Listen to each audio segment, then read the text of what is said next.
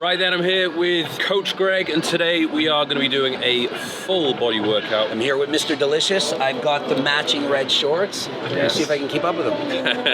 Let's go. Okay, so first exercise, what do you want to do? Do some chins. Yeah, cool.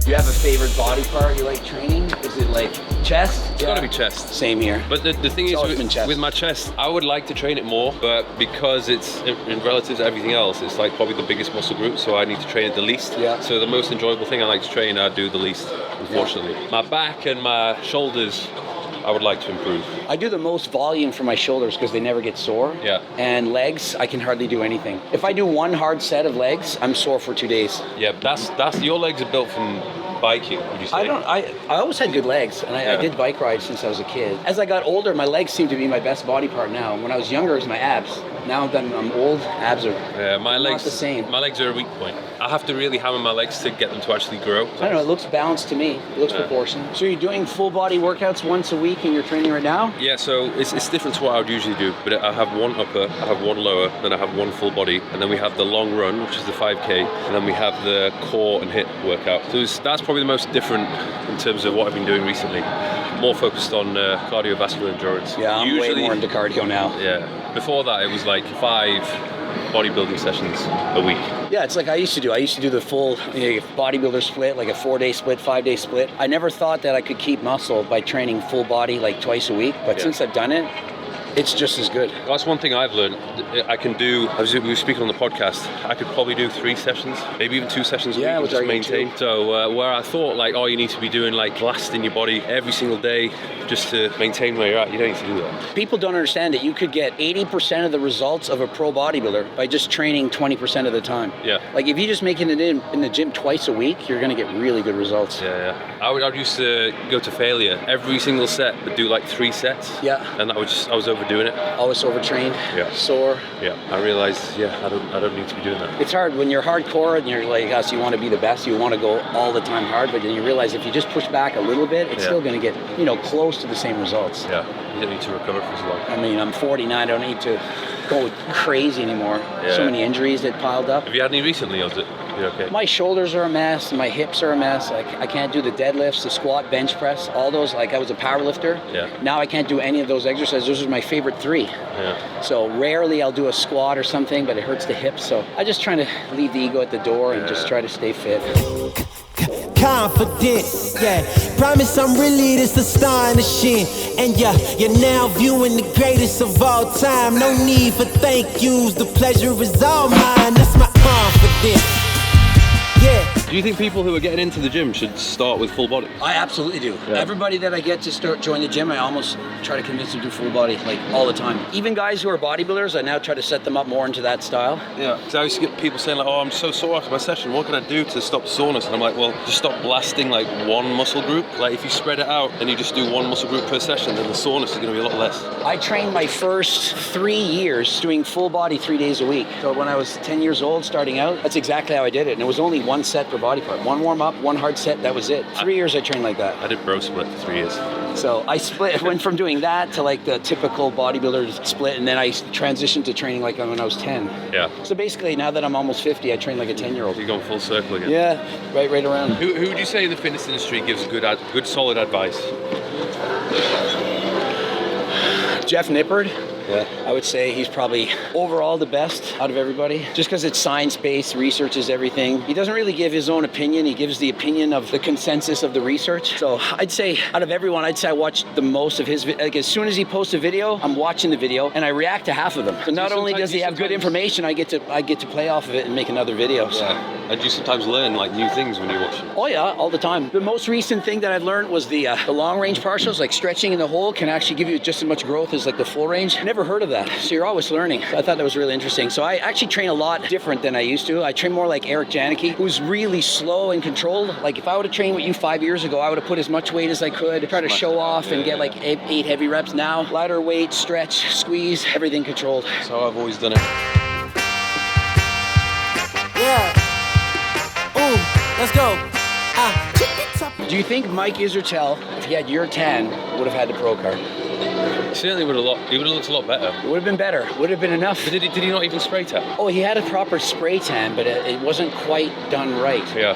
I mean, that's one of the reasons why I think like I have like a good physique, because I'm just always tanned. Like it does actually make a huge difference if you do have a tan. So me and Marie were talking about this. We said when you're in Ibiza, and I said there's no way this guy's natural. Is it possible that with the tan and the red shorts, it just made the physique look that much better? It definitely helps. So maybe Mike Isertel is onto something. Yeah, it definitely helps. But I look freaky then. Would you say you're like 10 pounds different than now? Because you look, honestly, you look way leaner than I expected. At the moment? Yeah. I didn't think you'd be this lean. I'm probably leaner than I normally am right now because I'm doing a bit of a cut. So I've reduced my calories over the past few weeks and I'm doing a bit more cardio. But back then in Ibiza, that was 2020, so I would have been 29 at that point. And there was no partying at all because all the clubs were closed. So all I did was just sleep, eat and train. And that day was like, you know when you think you've got these sessions in your head where the pump was so crazy, you're like, that was one of them. The veins and stuff can make a huge difference. If you have a good vein pump day, you look so much better. And I think arms, when I train arms, that probably makes me look the freakiest, I would say. Now, when people meet you, do they say you look bigger in person or smaller? Or what do they say, like on average? I think most of them will probably say I look bigger. Yeah. But sometimes there've been people who said like, oh, you're actually smaller than I thought you would be. Yeah. But I'd say you look bigger with your shirt off than your shirt on. That's typical when you're really lean. That lean body looks more impressive. Yeah. Because I could wear like a hoodie or a shirt or something long sleeves and I would look fairly normal. Yeah. But when I take it off, you see the cuts, you're like, oh shit. Yeah. For me, most people say you're way bigger than I thought. I think everyone thinks I'm 5'2" or something. And when I do my videos, I don't pump or anything. I just record like in the morning. So when I'm at the gym and I see people and I have a good pump on, they're like, geez, you look a lot bigger than me. Yeah, you're bigger than I thought you were going to be. Taller too, or just, you think I was a manlet? No, I didn't think you were that small. Yeah. No, but you're like your legs. I'm like, what the That's it. They're the biker legs. As for me, it's my hamstrings that's my strength, though. Like I'm more developed in here. Not as much in the front, but look like that. Hamstrings. I don't carry much fat on my legs either. I feel like for me, I carry it here. Yeah. And here. The back is... When I was younger, like your age, I would get crazy abs. Like at this body fat, my abs would be just... It was my best body part. I was going to do photo shoots and stuff. It was always all they care about my stomach. Yeah. But my legs were fatter. Like even on show day, they wouldn't be this lean. When I was natural competing, I had the craziest abs, but my legs were soft. I couldn't get cut. And then when I went on steroids later on, I was able to get like way leaner legs, but my stomach looked worse. Yeah. I was bloated and had a puffy face. Yeah. I actually look better natural than enhanced, I think, like overall. But that's what the love of money does.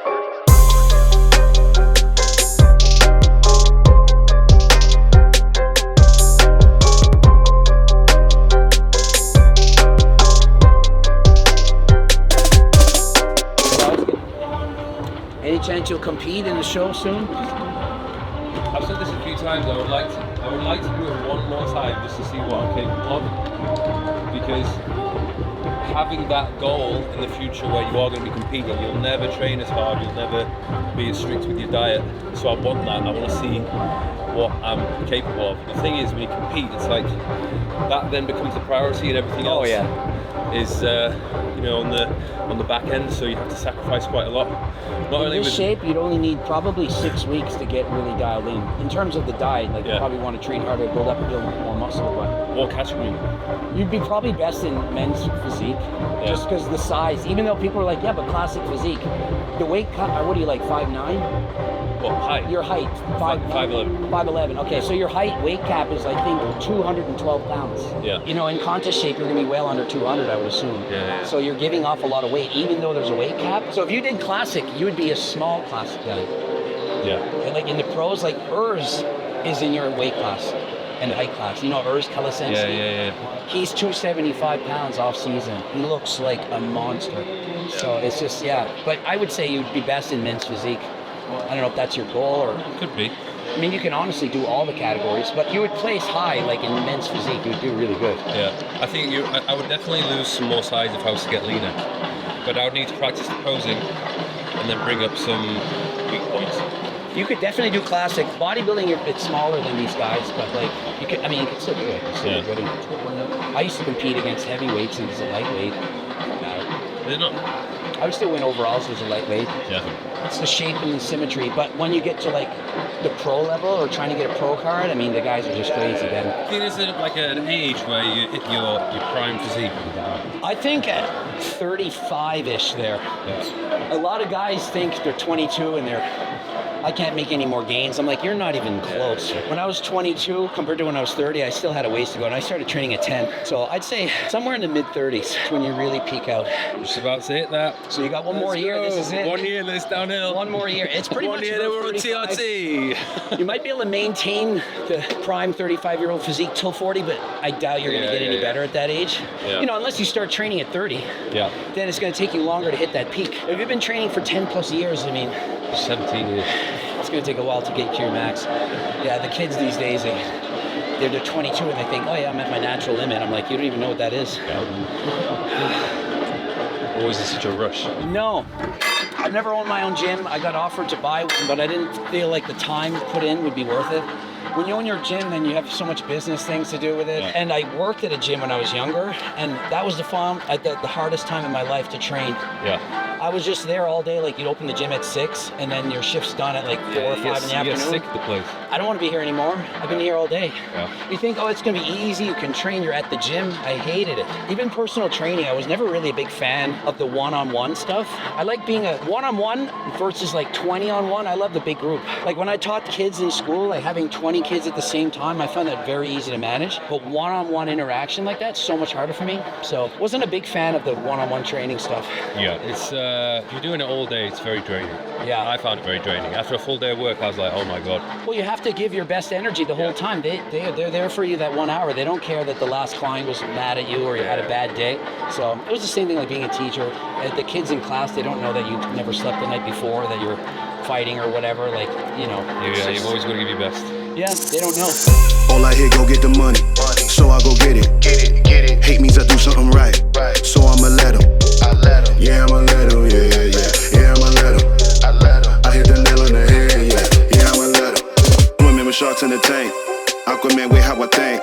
How many could step on the stage and say they taking their art to the bank? You pulling rank. Boy, I'm sharp as a shank. What's your weight at now? Probably last time I checked was 94 kilograms, but maybe I'm now down to 93. 95 is like the weight I always 95, 96 is where I hover at. Yeah.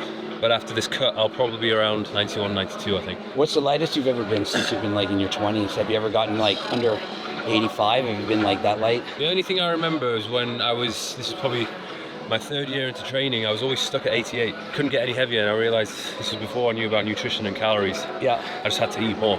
Yeah. And then I would say I've spent the majority of the time over 90. And then those times when I've been super lean or competed, I went below 90.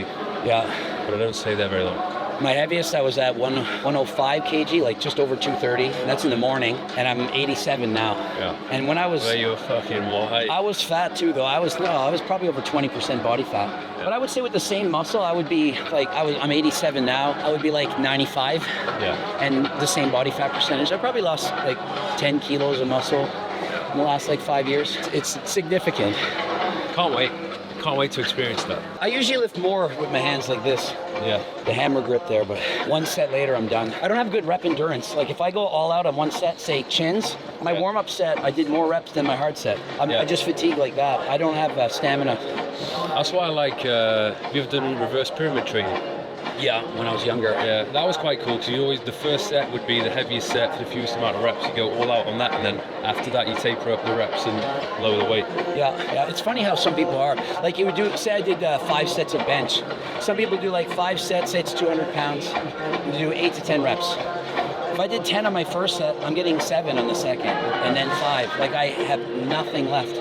So I'm not a guy that can handle a lot of volume. So in my training, like you know how you're supposed to do, let's say 10 to 20 sets per body part per week, I do 10 max.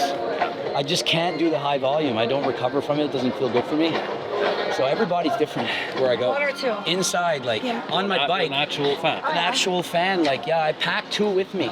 Yeah. So I'm doing an hour of bike. I have 2 fans in front of me doing my ride, and then when I train, I'll have my fan in front of me. It makes a difference, you know. Like when I Way train, bigger. if I train in the gym in a hot country with no air conditioning, You can't. awful. If I'm on a bike, I used to go to Mexico and I would train. I'd be like, I'm gonna do my normal hour. I'm at 40 minutes and I'm like, there's just no way I can keep going. Yeah. Shirt's drenched. I can hardly breathe. I feel like garbage. But with a fan, I can just keep pushing harder. Yeah. Makes a big difference. Are you young enough where you can remember doing photo shoots on the beach, stuff like this, for magazines, or is that just ancient? To have done I don't that? think I ever got on the front cover of a magazine. Never done that. Nah, Like it's so ancient. Like when I was growing up, like your goal would be to be in a bodybuilding magazine or in a cover of a magazine. When I was in my early 20s, I wanted to be on Men's Health. Yeah. But I think I was like out of that sort of border of being I mainstream, think at too this big. point you would look too big for Men's Yeah, Health. it wouldn't make sense for them to be like, Have you bought a magazine in the last 10 years? No. I don't think I have either. No. But back in the day when I was growing up, that was the dream. I made a few covers and it was just like so like all exciting. the old school bodybuilders I've met, like they were all, you know, the goal was to be on the front cover of Flex, Yeah. things like that. Or the, what was it, the Weeder? Yeah, Weeder, Yeah, Reps, but, there's it's several different magazines. Completely different now. Yeah. I still like to be on Mag. the front cover of GQ, that would be cool. Yeah, for sure. Confidence, yeah.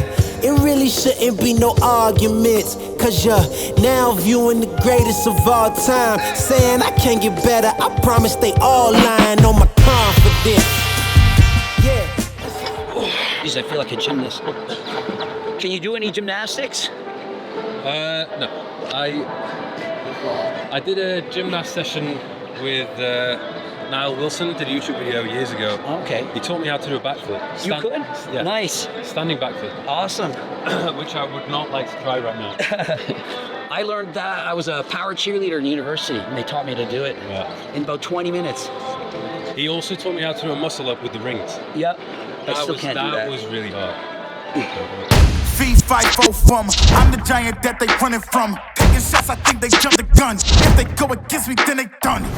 You cannot handle this. I don't think you can pay for the damages. I know when it's gonna be a first place. You gon' need first aid. Think you need bandages. Whoa, you know I'm about to lock it. I'm the monster they was looking for, just like the Loch Ness. They think they gon' knock me off the throne, they better stop it. They can never reach me where I'm at. I'm in a rocket cockpit. In other words, you can't touch me. That set was harder than every set I've done today. It's like, Did I even think I was more. in shape. I ride a bike like every day. I do a set of 12 and I'm done. Well, that's the thing with full body sessions. The calorie burn from a full body session is higher than Well, it's way better any- than arm day. Yeah. I mean, how many calories are you burning on a bench press? not much. I burn more calories in my warm-up on a bike for an hour than I do in a 2-hour lifting workout. Yeah. But I mean, my warm-up is like, I burn 700 to 800 calories in the warm-up. That's absolutely wild, to be honest. We were saying this on the podcast. Before every session, he warms up on the bike for at least For an 30 hour. minutes. Yeah. 30 minutes would be like, okay, I don't have much time today. Or I'm like too tired from racing the day before, but an hour is typical. But why before and not after? Because I prioritize cardio over weights. Ah, there we Like go. it's just like, you don't want to listen to my advice. If you want muscle, don't do an hour of cardio first. Just because it's not what I'm doing it for. Yeah, you want to do the opposite. People have- Or separate your cardio from your weights, like do it like, morning and night or something, but it takes time to get used to too. When I first started this, I would do like a 45-minute bike ride before the weights. I couldn't train. Yeah. I felt like garbage. Now, I almost feel weird if I don't do a warm-up. Yeah, even with the split I'm doing at the moment, if I try to train after doing a 5K, definitely not as good performance-wise. Same thing with doing a HIIT session in the morning. Any session after doing that, it's just not quite the same. So if the priority is the weights and building size, do that first. Yeah, 5K run, I would not be able to walk straight the next day. I played, basketball with my friends, and I'm like done. Yeah. I play pickleball now. Even that's hard on the legs. You ever played that? No. Oh, that's fun. It's kind of like badminton and tennis at the same time. Yeah. So a ball, you just You running just around end up being sore in places you never that you normally didn't know you used. Yeah, it's crazy. My surgeon said don't squat below 30 degrees after you did my hip operation. So I usually don't go very low, but I hate it. I like going low, Yeah. but I don't want to wear myself out too bad. Did you get a hip replacement? No, I had a femoral acetabular impingement cam type. It's called. It's just I had bone spurs and it was subluxating the bone out of the hip, and they had to shave it down, pull my leg out. It was brutal. I couldn't feel I don't know how you say this. I couldn't feel my private area for 6 weeks, it was numb. I was panicking. I'm like, Doc, is it ever gonna come back? Like numb, like you know how you sleep on your arm and it has the tingles? I had that for 6 weeks. I was just like scary shit. I was petrified. I'm like, this isn't good. Like, what's going on? And I woke up and my hip didn't hurt. My ankle hurt. I'm like, why does my ankle hurt and why can't I feel anything here? And the day I was like, you had so much muscle in your leg. What they do is they tie something around your ankle and they pull your leg out of the socket to work on it. And so they pulled so hard on my ankle that it was actually bruised and it was hurting from that. But yeah, that was not something I liked. Sent me home. I went back to the hospital 6 hours later, needed more pain meds. I'm in a wheelchair and they're wheeling me out and they trip over the edge of the sidewalk and I fall out of this thing. I'm like, this is the Canadian healthcare. Couldn't believe it. Oh my God. I'm untouchable, yeah, I'm untouchable, yeah, I'm untouchable, yeah, I'm untouchable, yeah, I'm untouchable, yeah, I'm untouchable, yeah, I'm untouchable, yeah, I'm untouchable, yeah. So on a regular leg workout at home, I would maybe do like one more set of legs. In the total, like I don't train hamstrings, don't need to do any of that stuff. Yeah. Well, you clearly don't. The bikes, oh my God, I think I was out of shape.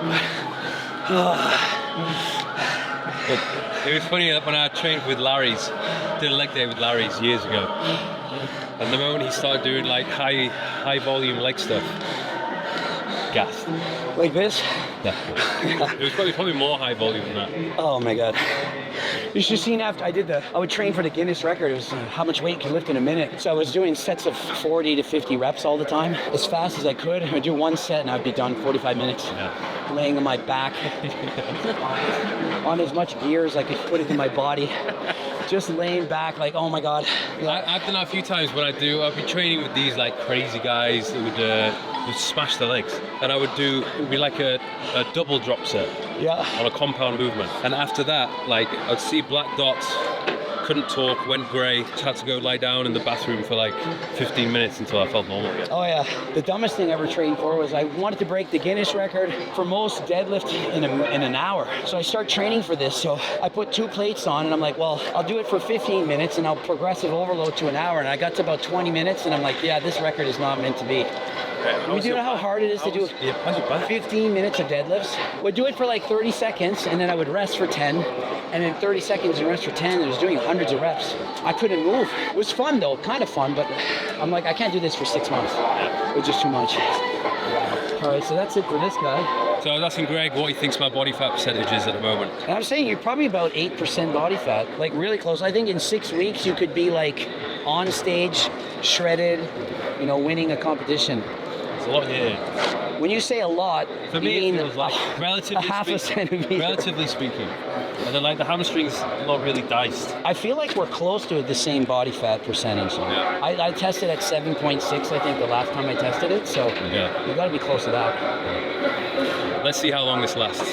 Like my cut is going good, but then, as you said, once it gets to the point where you just start being hungry all the time, energy levels dip, strength dips, it's like, that's the time to call it a day. Yeah, it's not worth it. I don't think people understand just how hard it is. Like, be careful what you wish for. Like, everyone wants to be single-digit body fat, then you're there, and you have no sex drive, you can't sleep, brain fog. Not worth it. Yeah. I keep preaching like 12% to me is like, if you want to look aesthetic and like really good looking, 12% is pretty much ideal. 15 is healthy. Anything below 10, for 99% of guys, below 10%, your life is suffering too much to make it worth it. Yeah, and then you'll rebound.